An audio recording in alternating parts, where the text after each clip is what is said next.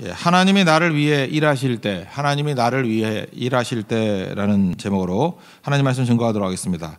우리는 항상 내가 최상의 상태가 되었을 때만 하나님 앞에서 헌신이 가능하다고 생각을 합니다. 그러니까 하나님이 최상을 받으실 거다.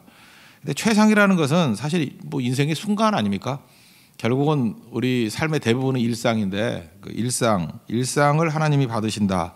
평범한 삶을 받으신다. 그게 맞다는 것입니다. 흥분된 상태에서 쓰임 받는 게 아니고요, 차분한 상태에서 쓰임 받는 것입니다.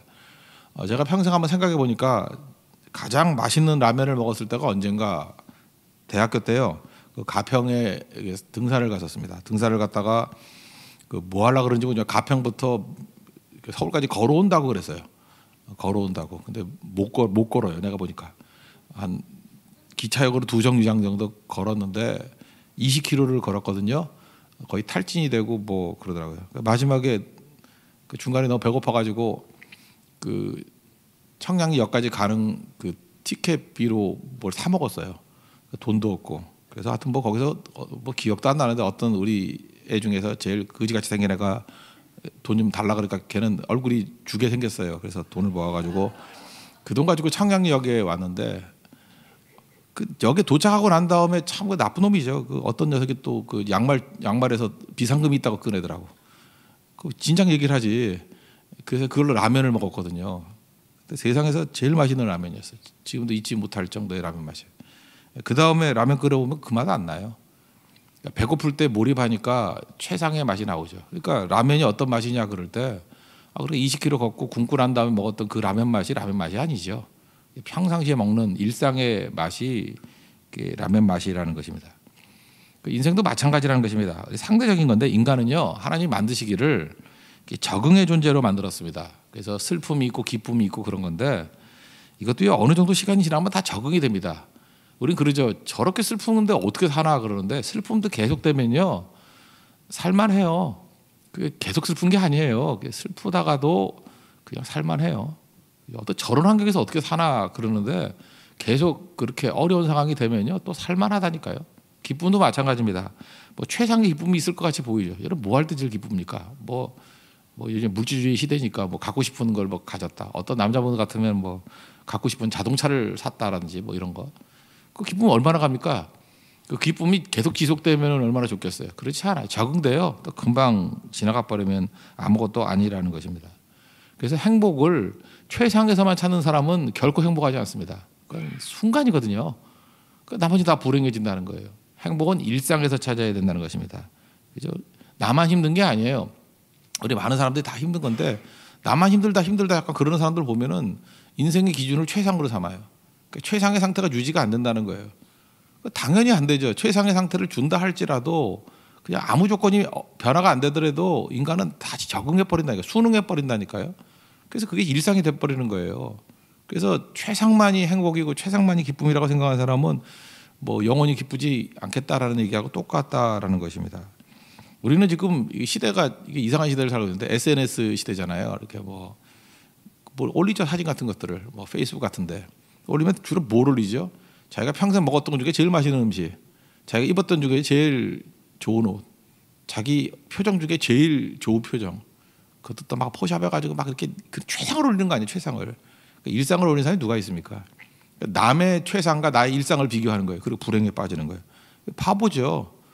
그 사람 그렇게 먹지 않아요. 그거 100끼 이상한 거 먹다가 한 끼 그렇게 먹는 거예요. 어제도 우리 교회 어떤 지휘하는 자매, 다 얘기했나? 뭐 그렇게 어디 행복한 데 가가지고 뭐 이렇게 잘 먹었는가 봐. 그거 올려놨더라고요. 아니에요. 평상시 보면 교회에서 오뎅국 먹어요. 그런데 거기 보면 무슨 뭐 귀족같이 먹는 것 같이 보이잖아요. 모르는 사람 그럴 거 아니에요. 최상일 뿐이에요. 일상은 그게 아니거든요. 그러니까 하나님 앞에서도 우리 일상을 드리는 거라고요. 모세를 보십시오. 모세의 최상이 40세 때 왕자잖아요. 애굽의 왕자. 그리고 막 마음이 뜨거워져서 흥분된 상태. 그때 애굽 사람을 죽이고 하나님 위해서 뛰겠다라고 나올 때 하나님이 안 받으셔요. 그 최상이기 때문에. 그 흥분된 상태거든요. 그때 그걸로 받아주면은 그게 유지가 되나? 40년 동안 미디안 광야에서 자기 자신을 부인하고 그다음에 썩게 만들어 버립니다. 거기서는 일상의 삶 가운데 예배 드리고 하나님과 동행했을 거 아니에요.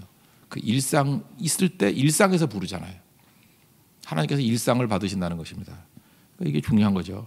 오늘 다윗 얘기인데 다윗이 강점이 뭐냐면 다윗은요 최상으로 섬기는 사람이 아니고 그냥 일상이에요. 일상이 예배였고 일상이 하나님과 동행이었고 그러니까 다윗같이 되려고 그러면 일상으로 섬겨야 된다고요. 최상으로 섬기면 안 되고 일상이었다는 걸 알 수 있는 게 뭐냐면 위기 중에 알 수 있는데 사무엘상 16장에 보면은 사무엘이 이새의 집에 가서 이렇게 기름 붓는 장면이 나오지 않습니까? 아들들이 있느냐 그럴 때 1번부터 7번까지 부르잖아요. 근데 막내 아들은 안 부르죠. 이때 기분 나쁘지 않았겠어요? 그리고 짜증나지 않았겠어요? 아버지는 막내를 무시한 정도가 아니라 아들 취급을 안 했다고요. 그래서 시편 27편 10절을 보니까 내 부모는 나를 버렸으나 여호와는 나를 영접하신다 이런 말씀이 나오거든요. 그러니까 부모가 자기를 버렸다. 이거 말고도 아마 아들 취급 안 했던 부분들이 많이 있었던 것 같더라고요. 그럼 우리는 굉장히 이게 디프레션 돼가지고 기분 나쁘고 짜증스럽고 막 이래야 될 거 아니에요. 근데 그때에 사무엘 앞에 나타난 다윗의 모습이 빛이 붉고 눈이 빼어나고 아름답다 이런 표현이 나와요. 이거 타고난 아름다운 그런 얘기가 아니고요.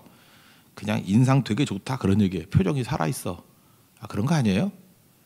우리 같으면 짜증나가지고 왜 나만 차별 대우해요? 이게 불만 가득한 얼굴이 아니라 이런 위기와 차별 대우 받는 상황 속에서도 그의 얼굴은 밝았다. 신약의 표현에 의하면 스데반 집사 같이 돌멩이에 맞아 죽으면서도 일상의 모습이죠. 천사의 얼굴 같이 되더라. 하나님께서 이걸 받으신 거예요. 그래서 기름 붓잖아요. 여러분 그냥 발작적인 믿음 가지면 안 되고요. 그냥 꾸준히 날마다 평상시의 삶이 하나님 앞에 받으시는 삶이 돼야 된다는 것입니다. 오늘 29장 내용 보면 아벡 전투가 나오는데 이 아벡 전투가 왜 중요하냐면 이스라엘 운명이 갈리는 전투예요. 이 아벡 전투에서 아벡 전투 내용이 29장, 30장, 31장, 사무엘하 1장까지 연결이 쭉 돼 있어요. 이 아벡 전투인데 여기서 사울이 죽고 그의 아들들이 죽어요. 그리고 이것 때문에 다윗이 이스라엘의 왕이 되는 거예요. 굉장히 중요한 사건이죠. 그러니까 이제 새벽이 오는 거예요. 이제 다윗에게 서막이 열리는 거라고요. 그런데 내용으로 보세요. 최악의 위기고 가장 어두운 거예요. 우리 맨날 듣는 얘기지만 밝아오기 전에 새벽에 가장 어둡다 그러잖아요. 그렇죠? 가장 어두워 보이는데 이게 사실 밝아오는 새벽을 맞이하기 직전의 모습이었다라는 것입니다. 여기서 다윗에게 위기가 와요. 일상으로 하나님을 섬기고 있는데 지금 가드 땅, 그 블레셋 땅으로 도망을 쳐 있잖아요. 아기스 왕이 이제 보호해 주면서 이제 보통 때는 이 핑계 저 핑계 대면서 전쟁 안 치렀는데 이제는 전면전이니까 아벡 전투가 이제 이스라엘과 블레셋의 전면전 아니에요. 다윗 너도 나가자 이렇게 얘기를 했다는 것입니다. 이제는 피할 수 있는 길이 없는 거예요. 전쟁에 나가지 않을 수 있는 핑계를 댈 수가 없는 상황입니다. 전쟁에 나가면은 이스라엘과 대적이 되는 거고 이스라엘 왕 못 되죠. 하나님의 부르심에 대해서 응답할 수가 없죠. 기름 부음 받았지만 이스라엘 왕이 될 수 없는 상황이잖아요. 그렇다고 여기서 못 갑니다 그러면 죽을 거고 갑니다 그러면 배신자 되는 거고 이건 삶의 위기, 존재의 위기, 소명의 위기예요. 그래서 이런 위기가 있죠. 이 모순이잖아요. 이걸 따르자니 저게 걸리고 저걸 따르자니 이거 걸리고 이런 위기 상황 속에서 사실은 속수무책이잖아요. 다윗이 했던 일이 뭐가 있습니까? 그의 삶은 일상의 예배예요. 그냥 하나님께 예배하고 그냥 주님과 동행하는 거였다고요. 그런데 이때 어떤 일이 벌어졌냐? 그 자기는 아무것도 못하는 무력감에 빠질 때 하나님이 개입하십니다. 하나님이 어떻게 개입하시느냐? 우리는 몰라도 돼요. 우리도 하나님께 예배드리고 일상을 주님께 드리면 위기 순간이 되면요 하나님이 우리를 위해서 일하신다니까요. 하나님이 개입하셔요. 블레셋 장군들이 미워하고 시기하고 의심하게 만들었다는 거예요. 우린 그러죠. 아니 이게 억울합니다. 내가 뭘 잘못했다고 나를 미워하고 시기하고 의심합니까? 근데 블레셋 장군들이 미워하고 시기하고 의심했기 때문에 다윗이 구원받은 거예요. 이게 합력하게 선을 이루는 거 아니에요? 그러니까 여러분들 잊지 말라고요. 주변 사람들이 뭐 이유 없이 나를 미워하고 시기하고 의심하고 공격하고 그것 때가 되면 하나님이 그것도 나를 구원하는 도구로도 사용하신다니까요. 이것 때문에 다시금 집에 가. 그래서 시글락으로 돌아가는 일들이 벌어지게 되었습니다. 이게 1, 2, 3, 4절 이야기 아니에요. 그래서 고난 속에서 하나님이 우리 인생 가운데 개입하십니다. 언제 개입하시느냐? 우리가 하나님 편에 서 있으면 돼요. 그냥. 우리는 대책이 필요 없어요. 하나님의 뜻대로 그냥 순종하고 나가면 돼요. 여러분 너무 생각이 많아서 그래요. 하나님의 말씀이라 그러면 말씀대로 순종하고 하나님의 뜻이라 그러면 거기에 내 몸을 집어던지고 그죠? 하나님 편에 서 있고 그러다 보면 모순적인 엄청나게 많은 일들이 벌어지거든요. 그러니까 하나님도 섬기고 그 문제도 내가 해결하려고 그래. 이게 무슨 일이라고요. 하나님 편에 서 있고 예배의 자리 일상을 하나님 앞에 드리고 있으면 내 위기가 누구 위기예요? 하나님의 위기잖아요. 기름 부었는데 지금 다윗이 하나님 편에 서 있는데 다윗의 위기야. 그럼 이게 누구 위기예요? 하나님의 위기죠. 그럼 위기를 하나님의 위기인데 가만히 계시겠어요? 위기를 벗어나게 만들죠. 그래서 하나님이 일하시는 거라고요. 그래서 승리하는 것입니다. 우리는 이상하게 인생을 사는데 하나님의 뜻과 내 삶이 다르게 서 있어요. 그러면은 내가 망하는 게 하나님의 일하시는 거잖아요. 어떻게 구도를 그렇게 짜요? 내가 망하는 것이 하나님이 망하는 것이고 내가 위기 당하는 것이 하나님이 위기 당하는 것으로만 서 있으면은 하나님이 일하실 거 아니에요. 근데 하나님이 일하시는 게 내가 망하는 쪽으로 해야지만 하나님이 일하시는 것이 되는 구도를 짜고 있는 건 어리석음이죠. 이런 바보가 어디 있어요? 다윗이 한 일 하나도 없어요. 그냥 하나님이 다윗을 구원해 주셔야만 하나님의 뜻이 이루어지는 쪽에 서 있다고. 하나님이 일하시잖아요. 그러니까 일상의 예배라는 게, 일상의 섬김이라는 게 바로 이런 겁니다. 어디 서 있느냐. 그래서 순종해서 뭐 결과를 내가 내는 게 아니고요. 그냥 하나님 편에 서 있는 거예요. 하나님께 순종의 길을 서 있으면 하나님이 일하시기 시작한다는 것입니다. 일상이라는 말하고 똑같 비슷한 말로 좀 달리 말한다 그러면 이제 30장은 나와 습관이라고 얘기할 수 있어요. 영적 습관. 여기서 다시 시글락으로 돌아왔더니 뭐 하여튼 마지막에는 첩첩산중이죠. 아말렉이라는 그런 거짓대 같은 놈들이 와가지고 또 처자식을 잡아가 버리죠. 그러니까 부하들이 막 낙심하잖아요. 30장 얘기입니다. 낙심하고 절망하고 분노하고 다윗을 죽이자 이랬다라는 거예요. 보세요. 이게 왕이 되기 이전에 그 가드에서의 이 큰 어려움, 또 시글라가 돌아왔더니 아말렉에게 잡혀가는 어려움, 이게 다 뭐냐면 하나님 편에 서 있을 때 이렇게 엄청난 위기 상황이 온다는 거예요. 마지막에 이때 주님만 바라봤더니 하나님이 일하시고 하나님이 도와주셔서 결국은 사울과 그의 일족이 죽고 다윗이 왕이 되더라라고 하는 마지막 장면을 보여주는 거예요. 이게 마지막 장면이라고 생각하면 이게 어마어마하게 흥분되는 장면인데, 그죠? 우리 인생도 마찬가지예요. 뭐가 이루어지기 직접 마지막에 이렇게 어두워요. 근데 영적 습관을 가지고 하나님 의지하잖아요. 30장 6절을 보면요. 백성들이 자녀들 때문에 마음이 슬퍼서 다윗을 돌로 치자 하니, 위기 중에 위기죠. 그러면 이제 흥분돼야 될 거 아니에요. 근데 다윗은 크게 다급하였으나 이거 이렇게 표현한 이유가 뭐예요? 다급해서 보통 나타나는 현상이 다윗에게 나타나지 않았다는 거죠. 하나님 여호와를 힘입어 용기를 얻었더라. 기도했다는 얘기 아니에요. 그러니까 이게 무슨 얘기냐면 위기 중에는요 평소대로가 나와요. 위기가 오면은 평소대로가 나와. 그래서 평상시에 원망하던 사람이 위기 닥치면 엄청 원망하고요. 평상시에 도망치던 사람이 위기 순간 오면 더 빨리 도망치고요. 평상시에 게으른 사람이 위기가 오면 뛸 줄 알죠. 위기가 오면 더 게을러져요. 우리 그러죠. 지금은 기도 안 하지만 위기가 오면 기도하겠습니다. 지금 상태 좋을 때도 기도가 안 나오는데 위기는 힘이 다 빠졌다는 얘기거든요. 무슨 기도할 힘이 있어요? 기도도 힘이 있어야 하지. 그러니까 평상시 훈련이 되게 중요하다니까요. 이걸 해야 되는데 여기서 위기 순간에 다급해도 하나님을 힘입어서 용기를 얻을 수 있었던 다윗, 이건 뭘 얘기하는 거예요? 그에게는 영적 습관이 있었다는 거예요. 하나님께 기도하고 동행했던 습관이 있었다. 그래서 우리가 무너질 때는 상황 때문에 무너지는 게 아니고 마음 상태 때문에 무너집니다. 마음이 먼저 무너지는 거예요. 상황은 무너졌지만 다윗은 심령이 무너지지 않았더라, 그 얘기죠. 소리 지르고 원망하고 욕하고 절망하고 낙심하고 이게 답이 되는 게 아니라는 거예요. 하나님 의지했을 때 되더라는 거죠. 이게 너무 중요하죠. 잘 보세요. 이게 훈련이거든요. 평상시에 사람 시선을 너무너무 의식했던 사람들 있죠. 누가 나를 어떻게 보나, 뭘 어떻게 하나. 그러면 지금 사람 시선을 의식했다 그러면 지금 부하들이 다 돌로 칠라 그러면은 이거 시선 정도가 아니라 이거는 뭐 반역 모습 아니에요. 그럼 무너지죠. 근데 평상시도 부하들 쳐다본 게 아니라 하나님 쳐다보고 있었던 다윗이니까 위기 순간이 올 때에도 돌든 부하들이 보이는 게 아니라 하나님이 보이는 거예요. 그러니까 하나님만 바라보니까 흔들리지 아니하고 일어서게 되는 거죠. 우리가요 요즘에 그 두려움과 이렇게 초조함에 빠져 있는 분들 많이 막 두려워요. 두려운 이유가 뭐냐면 남의 시선 때문에 그래.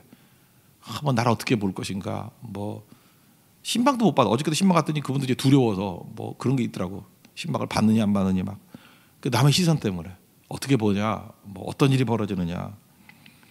제가 어저께 설교 내용도 그거였어요. 아니 사람들이 그 다른 사람의 실수에 대해서 그렇게 오래 기억하는 게 아니라고. 여러분 옛날에 그런 분 기억나십니까? 무슨 예일대학 나오지도 않았는데 나왔다 그러고 뭐 학력 위조하고 뭐 큐레이터 했던 여자분 모르세요? 예, 벌써 기억하는 분인데 이분이요 미국에서 지금 강의를 하고 있대. 근데 아무도 누군지 모른대. 저렇게 머리 좋은 몇 분 빼놓고는요 이름만 알지 얼굴은 기억 안 나죠? 얼굴도 좀 늙었더라고 시간이 지나가지고. 이렇게 강의하는 게 평범한 아줌마예요. 그러니까 아무도 몰라요. 그 이름도 그냥 그대로 쓰더라고요. 신정아라고 이렇게 쓰더라고. 예, 그래도 몰라요. 그러니까 우리 이거죠. 이렇게 그냥 난리 쳤던 사람도 실제로 지금 이게 설명하니까 아는 거지. 그냥 어디 가가지고 이렇게 강의 듣는다 그러면 뭐 그런가 보다 하고 지나가지. 아무도 신경을 안 써요. 근데 어저께 신방했던 게 어떤 아줌마였거든요. 아줌마를 누가 신경 쓰냐고. 하다보다 우리 교회에서도 누구지도 잘 모르고 그죠? 뭐 했는지도 모르고. 근데 온 세상이 자기를 쳐다보는데 연예인 아니라고. 아시겠죠? 여러분 생각해보세요. 여러분 주변에 있는 사람 가운데 뭐 가장 가까이 있는 사람 중에서 그 사람이 실수했던 것 중에 기억나는 거 뭐 있어요? 한 10가지만 들어봐요. 관심도 없어요. 관심도 뭘 하고 있는지. 내 인생 살기도 바쁜데 남이 뭘 했는지 관심이나 있어요. 근데 우리는 그게 노심초사되는 거예요. 누가 나를 어떻게 보느냐, 나를 어떻게 판단하느냐, 시선이 따갑다 이러고. 쳐다도 한 번에 쳐다도 지금도 교회 예배 떠났다가 다시 올라가는 사람들이 못 오는 이유가 뭔지 알아요? 사람들이 자기 손가락질하는데. 손가락이 10개밖에 없어요. 지금 먹기도 바쁜데 이 손가락질하면 어떻게 밥을 먹어? 그죠? 그 다 착각에 빠지는 거거든요. 여기 오래간만에 나오는 얘기가 있죠. 이 블레셋 이 장군들 다윗은 만만 사울은 천천. 오래간만에 듣는 얘기 5절에 또 나오잖아요. 그러니까 사울 이 바보 쪼다는 맨날 그 남의 시선. 이 블레셋의 이 바보 쪼다 같은 이 장군들은 이게 생각나는 거예요. 사울은 천천, 다윗은 만만. 남의 시선. 그러니까 지는 거죠. 정작 다윗은요 아무런 신경 쓰지 않냐고. 하다못해 부하들이 돌 들고 온다 할지라도 그거 안 보고 하나님 바라보니까 승리하더라. 이게 영적 습관이에요. 지금부터 어떤 상황 속에서인지 하나님만 바라보는 훈련이 돼 있으면 위기가 와도 그냥 훅 지나가 버립니다. 근데 지금 믿음 생활 한다 그러면서도 노심초사 하면서 맨날 남의 시선, 남의 말, 하나님 안 쳐다보고 교회 와서도 맨날 뒷자리에 앉아가지고 누구 왔나 쳐다보고 누가 늦게 왔나 뭐. 교역자예요. 뭐 누구 왔는지 아는지 어떻게 혼자 다 알아. 우리 교역자들도 몰라요. 그거 잘. 이거 다 체크해서. 근데 유용하긴 유용해요. 그분한테 물어보면 누구 왔는지 아는지 다 알아. 그래서 제가 이제 조력자로서 도움은 되는데 본인 영혼을 얼마나 피폐하겠어. 그지? 이거 다 돌아봐야 되니. 주님만 바라보십시오. 그래야 이길 수 있다라는 거예요. 하나님 앞에서 우리 일상을 드리면서 하나님 앞에 나아가면 잘 보세요. 걱정할 게 없는 게 모든 위기가 주만 바라보면요 축복으로 다 변화가 됩니다. 지금 위기가 축복이었잖아요.